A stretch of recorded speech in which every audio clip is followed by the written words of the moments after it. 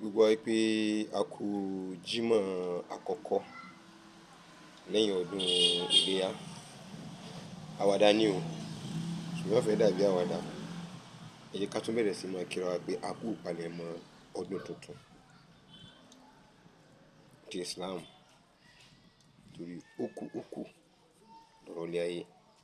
Ọlọ́run bá yóò jẹ́ kí gbogbo rẹ̀ kó sojú gbogbo wa láyọ̀ àti àlàáfíà. Pàtàkì jùlọ ni pé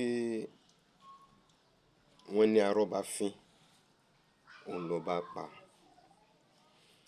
Mò ń to iṣẹ́ kan lọ́wọ́.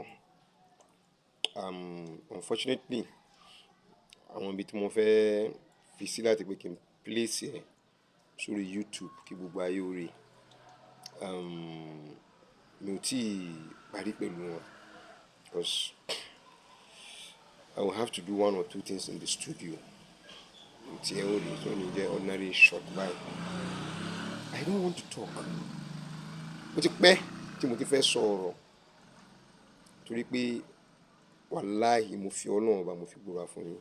Ẹ̀bẹ̀ ló pọ̀ jù, bàbá tó bí mi bẹ̀ mí lọ́pọ̀lọpọ̀ ọgbà tí mo sì gbọ́, tí mo gbà ló jẹ́ kọ́rọ̀ yín kó di òye. But ó fẹ́ dàbẹ̀ ni wípé ìdákẹ́ mi fẹ́ dàbẹ̀ ni pé mo gọ̀. Ṣẹ́rí gbogbo ẹni tó bú mi lẹ́yìn wàláhì tàláhì ìfà ló kó. Ẹni tán bá bí dá kó dúró wájú mi báyìí kó lóun bú mi, òun náà ìgbà náà ni ó tó ṣẹ̀ṣẹ̀ wá mọ̀ wípé àdí lòun fẹ́ kó mu. Mi ò kí ń jà. Ṣẹ́rí gbogbo àwọn kan wá mọ bá mi kán mọ sáré àbẹ̀ ẹja àbá ẹ̀kẹ́ni. Mo mọ̀ wípé àwọn táyé wọn ò ní ìtumọ̀ ni gẹ́gẹ́ bí ìmáàmù yín ti ṣe wí. Torí kò mọ difference láàrin àwọn táyé wọn ò ní ìtumọ̀ pẹ̀lú àwọn tọ́lọ́run ní kí wọ́n ní ìtumọ̀ ní ó fi jẹ́ kí ẹ mọ ní àgbékalẹ̀ tó dáa fún ara yín. Àwọn obìnrin táwọn attack mo ti sọ fún yín pé mi ò lọ́rọ̀ pẹ̀lú wọn.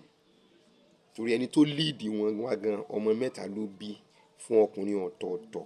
Ọkùnrin the last ọkùnrin tó bí fún gan olè ni. Ládùúgbò wa níbi tí wọ́n ń pè ní òkè àmọ́mọ́ náà pa ọkọ ẹ̀ sí. Ń tì lójú àti jáde láti sọ pé ọmọ olè lòun bí. You are surprised. Ẹ lé mi ní wàláhì. Torí bẹ́ẹ̀ ṣe attack mi làwọn èèyàn fún mi ní information lórí yín. Ẹ bá fi mí lẹ̀ jẹ́ẹ́jẹ́ mi. Kẹ́ wá pé kí Yunusa tán bá bí dáa kó defend ọ̀rọ̀ ara rẹ̀. Mo ẹsẹ̀ parí meeting kan tán ni pẹ̀lú àwọn set àwọn Yunusa. Lánàá pẹ̀lú nǹkan tẹ́ ẹ ṣe lójú agun àwọn 5 ọ̀tọ̀ọ̀tọ̀. Mo fi Ọlọ́run bá búra fún yín, iná ti wá bá mi, iná ti wá pẹ̀lú mi. Wọ́n sì tún wá pẹ̀lú yín. Tí wọ́n sì mọ kọ́ ọ̀rọ̀ yín wá mọ́ bá mi torí pé wọ́n ní kí ní ẹ̀ yà wọ́n lẹ́nu. Ta wá ní wèrè báyìí. Mo ń bí yín léèrè yín o, ta ní wèrè. Mi ò ní yé bí yín léèrè.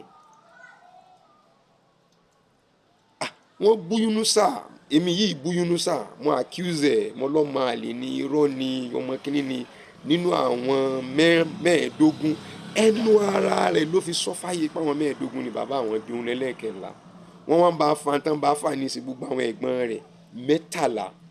A ò tí ì rí kan nu wọn tó ti jáde láti wá fẹ́ defend ẹ̀ pé ọmọ ìyá wa lélẹ̀ báyìí tí ẹ sọmọ bàbá. Ó wá jẹ́ pé even the last born wọn gan kò lè jáde pé tọ́ ọmọ ìyá kan náà bá kan náà ló bí wa. Àwọn tó jẹ́gbọ́n rẹ̀ sí òun ò lè wá jẹ́rìí rẹ̀ pé ní tòótọ́ ìyá wa yáàdì ni o. Ó lọ rí fẹ̀dí sílé o sílùú òǹlù ni o. Àìsùn mọ́ bàbá o. Àmọ́ ńgbà tí ìyá wa fi lọ rí bí síbẹ̀ yẹn kódà inú wa gan ọ̀chẹ́ ẹ̀dùn. Àmọ́ ìgbà tó bí síbẹ̀ yẹn àbí ó kàn lọ rí délé lóyún síbẹ̀ yẹn kọjá pé àwọn yòókù ní mọ bí ó ṣe jẹ́ ni. I will analyze ẹ̀ fún yín lọ́kọ̀ọ̀kan tó yẹ pé yóò padà wáyé yín lọ́kọ̀ọ̀kan. Ọ̀kan nínú àwọn tó ń tẹ̀lé Yunusa tó yẹ pé wọ́n mọ dúró lẹ́yìn rẹ̀. Ó búra fún mi lénìí pé nítorí kóun kú lẹ́yìn Yunusa ni pé níjọ́ tóun dúró tóun wo ẹ̀yìn rẹ̀ báyìí tóun bá gbẹ́rẹ́ lẹ́yìn rẹ̀. Wípé fresh one ni nígbà náà. Lójú kóun kú. Ẹ̀rí ọkàn ọmọ jẹ ó ti mọ àwọn tí mò ń wí. Ó ti mọ̀. Ó ti mọ̀. Èmi sì sọ bẹ́ẹ̀ kò ní gbẹ́rẹ́. Ẹbọ lórí múmbàrí lẹ́nu rẹ̀ tí máa ń jó wàràwàràwàrà. Kó ṣí ẹ̀yìn rẹ̀ báyìí kó fi hàn yín lórí múmbàrí pé gbogbo ọrùn mi báyìí ẹ̀yìn èèyàn o. Torí kò sí tí èéfín sọ̀rọ̀ mẹ́. Pé kò sí kíní mẹ́.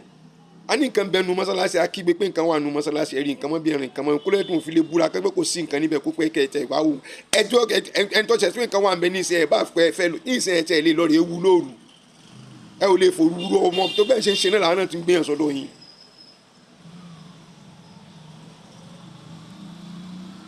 I don't want to talk. You are pushing me. You are pushing me. I don't fear anything. Wallahi, I am an agitator. The first thing we need to do, even as a soldier, the first thing you need to do is your base of information. The base of your information. You should know it. And the content. And it should be defendable. And it should be presentable. And by the time you want to do it, means anywhere they are going with you, all you will just have to tell them is that it is the truth.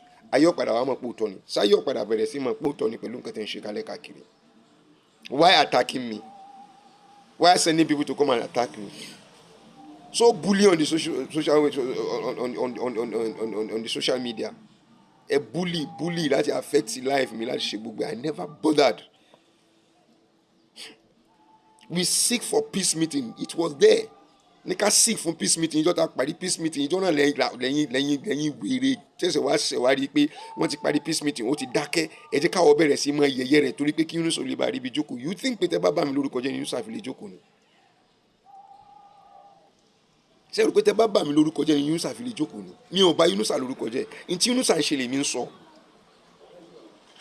Accidentally ní sẹ tí bá mi níbi tó wọ́n ti mú láti jọ́ tẹ ti ká mi nílé ọtí mú mọ́ nísìn ẹ̀ tó ti ká mi mọ́ bí kan accidentally kẹtẹ̀ ya fọ́tò pé ẹ̀rọ máa lẹ́ obi tó gbé ti mú ọtí ẹ̀ tí rí ẹ̀ tí mọ̀ ẹ̀pọ́nà ti já rọ yín èmi sọ pé tọ́ọ̀gì ni wọ́n sọ pé rọ́ọ̀nì mo ti láwọn fídíò bíi mẹ́ta nísìn tó ti ṣògbẹ́ ti wá tọ́ọ̀gì níta tó ti jẹ́ bí evidences fún mi mo sọ pé pùrọ̀ nìyẹn tó tọ̀ ní máa ń tọ́ ọmọ history nípa mi tó ọmọ kẹ́kẹ́ nípa mi tó ní ká máa tẹ̀lé ní lọ sí court kan wá lórí mọ jẹ́rìí lé mi lórí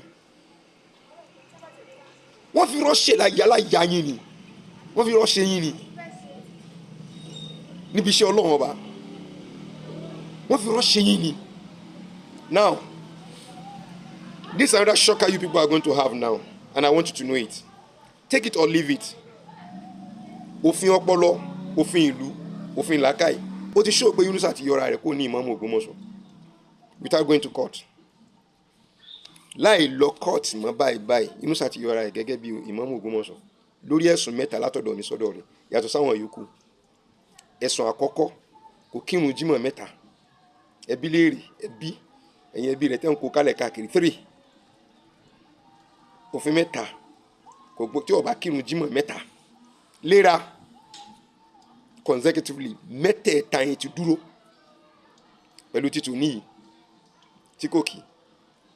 Ẹlẹ́ẹ̀kejì ni pé kò gbọ́dọ̀ yan ẹnì kankan láì sí àṣẹ ìlú níbẹ̀ torí pé òun gan náà wọ́n employ service ẹni kò ní right láti fẹ́ nìkan lẹ̀ pé láti pé kọ́ ọmọ deputize fún òun. Ẹlẹ́ẹ̀kẹta ni pé kò gbọ́dọ̀ fi ìlú sílẹ̀ láì gba àṣẹ lọ́dọ̀ ẹni tó fún ní appointment as imam which is ààfin.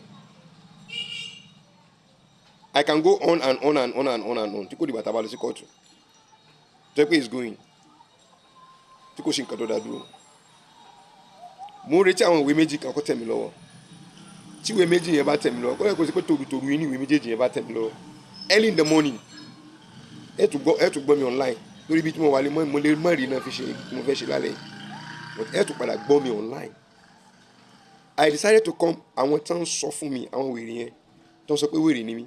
I decided to come online frequently every day you see me now so if you want mọ̀ pé ta ni wèrè you choose your words.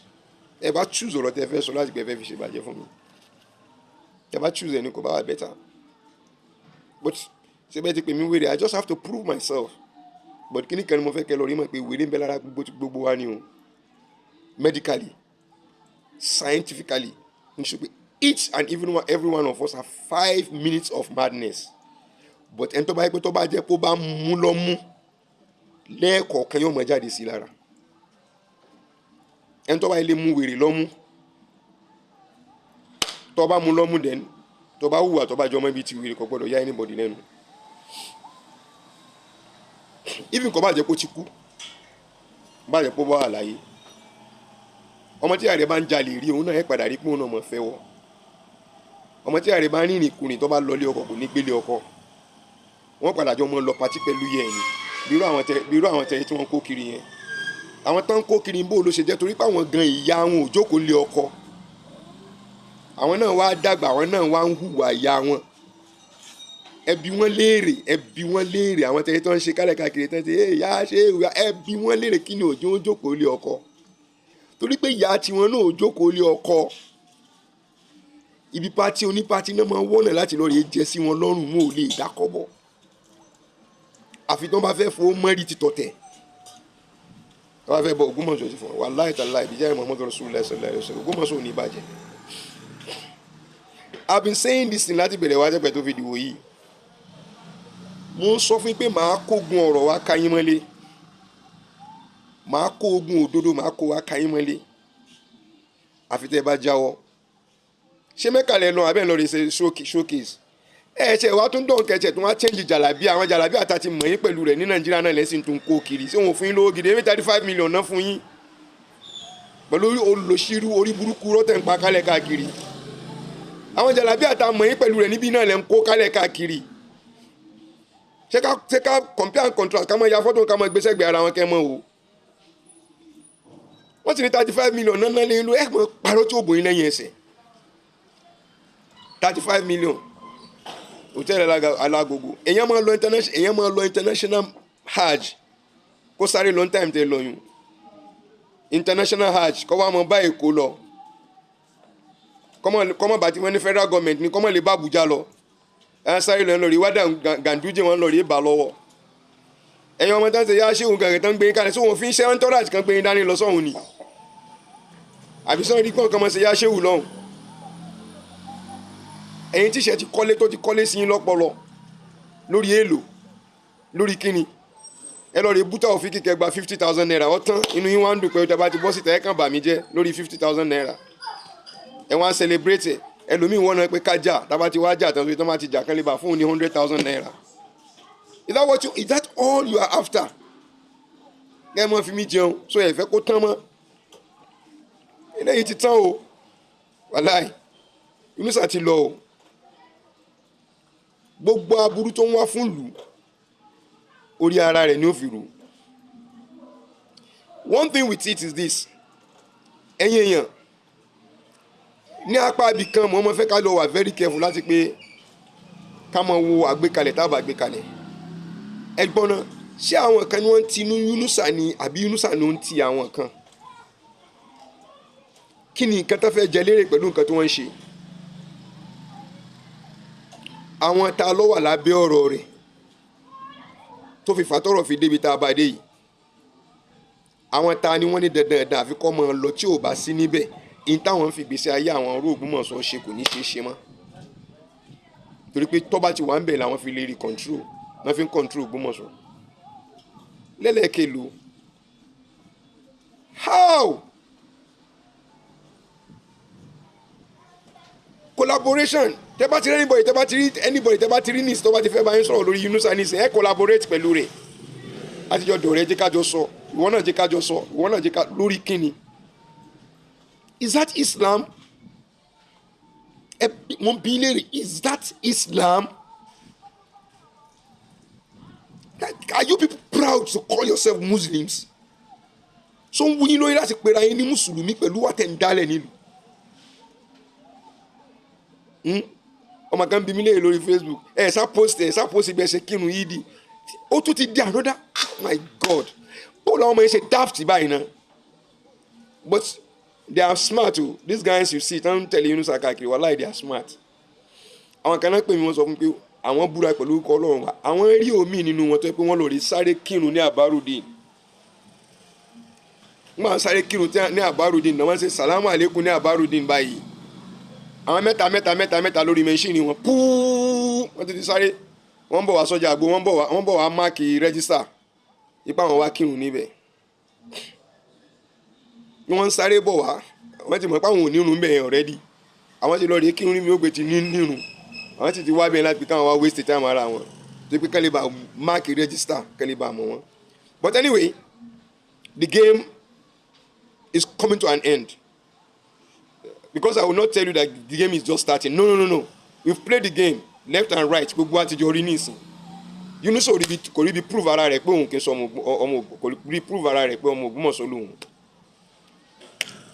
Dimeji Bankole, God bless you, God bless you, God bless you, God bless you. Only how can an Ikoro man become an imam in Ògbómọ̀ṣọ́ land? Come and defend yourself in 2 minutes. So eléyìí gan fáwọn tó bá kàwé nu yín tó rọ́pọ̀lọpọ̀ nu yín tẹ́ ń tẹ̀lé wọn ẹ̀ kàwé tẹ́ bá tẹ̀ kàwé gan ẹ̀ dún class tẹ́ bá jókòó class gan ẹ̀ mọ́ mí ní àwọn ọ̀rọ̀ ńlọ́jẹ́ kó mọ̀ dàrú mọ́ yín lójú. Wọ́n ní civil defence lọ̀gá yín tẹ́ ń tẹ̀lé kálẹ̀ káàkiri àti ìrì nínú uniform bí àti ìrì fọ́tò tó yàtọ̀ pé nígbà tó fi ń ṣe civil defence uniform tó wà lọ́rùn rẹ̀ nìyí gbogbo nǹkan tẹ́ ń ṣe níbi ìṣàlàyé àfi rọ́. Wọ́n fẹ́ lọ gba certificate kó ṣe PhD gan àwọn tán ń kó kálẹ̀ káàkiri náà lọ tẹ̀lé wọn kò sẹ́gbọ́n kò sábúrò kò síyá kò sáǹtì kò sẹ́bí bó lè yẹn ṣe sóríire kọ́ mọ́ ṣẹ́bí rẹ̀ lára rẹ̀ èèyàn ṣerú oríire báyẹn kò sí gáwọn kò sí yẹn ká lọ rí pàdé rẹ̀ pé lágbáyà jẹ́ sóríire o ẹ wá lọ rí o kó jẹ́ sí lára rẹ̀ èwo lè ti kínú tó ṣe wọ́n fi rọ́ ṣe yín ni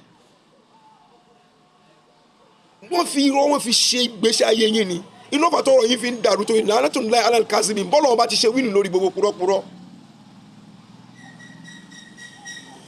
ilé gbójó fúlọ́ fi jẹ́ pé gbogbo ọlọ́tẹ̀ ń pa kò fi bù yín lẹ́yìn ẹsẹ̀ sẹ́ni nǹkan tí nǹkan dùn mí pẹ̀lú àwọn èèyàn ni pé àwọn èèyàn wa wọ́n make mistakes gidi gan wọn ò sì try láti tètè pera wọn padà àwọn tó rò pé ọmọ nìyí tí wọ́n ń pọ̀n yín kálẹ̀ káàkiri wọn bá ti sá kẹ́yìn ti pariwo pé ẹ̀dá kan ẹ gbà wá o àròpọ̀ ọmọ ni àròpọ̀ ní ta lè rí pọ̀n ni o but ta lè discover pé kì í ṣẹni ta lè pọ̀n wọn láti jákòó lẹ́yìn rẹ̀. Well, if there is any way you are going to defend it, Yunus had to spend us Jimoh mẹ́ta without praying for us in the central mosque. Us, I will use the word the us because Ògbómọ̀ṣọ́ ló nílẹ̀ bẹ̀ even if I don't pray there. Ẹ lọ lè kọ́ òyìnbó ẹ̀yin wèrè lórí ẹtún lè máa béèrè pé did you pray there? Us belongs to all of us. A ò rí kọ́ wá kí níbẹ̀ for 3 good consecutive weeks ní ọ̀sẹ̀ mẹ́ta gbáko probably maybe it's going to be 4 we are not sure but the 3 solid ó ti wà ń lẹ̀. Agídí náà lọ kúkú mi ṣayé bọ̀ tẹ́lẹ̀tẹ́lẹ̀ tán bá dín náà wọ́n tún ṣagídí wọlé congratulations àti ẹ̀tí gbàgbé kíní kan mọ̀kàn fẹ́ kí yín ni àìbá mọ̀ ò tó bá yẹ pa àǹkárá lẹ̀ bá mú ẹ jẹ́ káwọn náà kárí irú àǹkárá tẹ̀ mú báyà lè bá yín rà ń bẹ̀ torí wọ́n lẹ̀ ti kó àǹkárá jọ ní ìsìn tẹ́ fẹ́ lò tẹ́ fi lọ rí pàdé ìmámù yìí tó lọ sí Mọ́kà tẹ́nìkan ọ̀lọ́ rí àwọn ojú kò rí ọlá rí àwọn ojú ọ̀rọ̀ lárí wọ́n lẹ̀ ti lọ rí má àǹkárá ní ìsìn tẹ́ fi lọ rí pàdé rẹ̀ àtàwọn aṣọ oríṣiríṣi àwọn onífìlà ti mú fìlà àwọn onígèlè ti mú gèlè Ahlus-Sunnah wal-Jama'ah ṣé mo ṣe dáná nu àwọn Ahlus-Sunnah wal-Jama'ah ṣé mo ṣe ní kẹsẹ̀ máa ṣe nìyẹn àwọn lọ́mọ kàkàtẹ́ nìkan Usman Dan Fodio sókè tó mọ ìmọ̀ tó Usman Dan Fodio ni kò ṣiṣẹ́ hajj tó fi jáde láyé ṣé gbogbo tó gbé kalẹ̀ sókò jìnnà ká máa tẹ̀lé lójú ọ̀nà ẹ̀sìn. I must be honest to you. You can fool some people sometimes, you can't fool all the people all the time. Emi Zubairu Muhammad Taofeek, you cannot fool me and you cannot shut me down. I was thinking that I should give you a breathing space. So remember to the petty firma attack me lórí social media. I will be there. We will be there on this. Tó bá yẹ pé lórí social media tó mọ̀ ṣe lọ. And if you mi ò ní fọwọ́ mi kàn yín báyìí ẹ rí pé ẹ gọ̀ gbogbo fídíò tẹ́ ṣe fúnra ara yín ṣe bẹ́ẹ̀ lọ́ọ́ rẹ gbé pamọ́ but fídíò tèmi tí mo ṣe níjọ́ tí Bùkọ́lá fi wá attack mi ò gbé pamọ́ ìbẹ́ lọ́wọ́ mi ò ní release ẹ̀. Wọ́n ń tari àwọn obìnrin ẹ̀sìn kí wọ́n bá mi jà pé tóbìnrin bá ṣe bá tó bá ti tari rẹ̀ báyìí wọ́n á sáré fídíò rẹ̀ wípé mo ná àwọn lómi ní lóde ẹ wá rò pé mo gọ ẹ rò pé mo daft ni ẹ rò pé mo gọ ni ẹ wá síbi ìnáwó onínáwó ẹ fẹ́ lọ rí bá ìnáwó onínáwó jẹ bẹ́ẹ̀ náà ṣe ṣe fún mi ní Òkè Àdó lóde ẹni mi tájọ gbé dàgbà mo lọlé wọn bẹ̀rẹ̀ sí mọ hùwà gbàmọ̀dẹ̀ rí mọ̀dẹ̀ kú ọmọ jẹ́jẹ́ mi ẹ má jẹ́ kí n ba òde olóde jẹ́ àmọ́ gbogbo yín tẹ́sí hù fún mi níbi tó Òkè Àdó yẹn gbogbo ọjọ́ táwọn ọmọ yẹn bá fẹ́ ṣe dáadáa wọ́n bá bẹ̀jẹ́ fún yín wàláhì wọ́n bá bẹ̀jẹ́ fún yín lórí personally ní ọwọ́ aburú fọmọ làkejì bàbá tó bí mi mo gbọ́ kíní kan lẹ́nu bàbá mi wípé àyàfi tó wáyé pé àwọn bá fi ní ìjọ kan làwọn bá fi ro láburú lọ́dọ̀ ọmọ kan táwọn bá ronú aburú lára ọmọ làkejì kan ẹnìkan tí ó ṣe aburú tí ó mú ọmọ àwọn ò tí ì rí àfi táwọn bá jókòó wá aburú fọmọ làkejì ló kù. Ìyá tó sì bí mi tó fi jáde láyé kò bínú ọjọ́ kan sí mi rí. Eléyìí gan I'm still proud of myself about it. Àmọ́ wàláhì Ọlọ́run wọlá méjèèjì yẹn gbogbo ogun tẹ́ bá ti gbé yọ̀mọ̀ jẹ́ títí yín ni bíjáì Muhammadu Rasulullah sallallahu alaihi wasallam. Ẹ kú palẹ̀ mọ́ lílọ Yunusa ó lọ ni kò sì ní bá wa kí yídì lógún mọ̀ sọ́mọ́ the last one tó ti kí náà ni tọ̀hún tó ti kí yẹn ó dà wọ̀.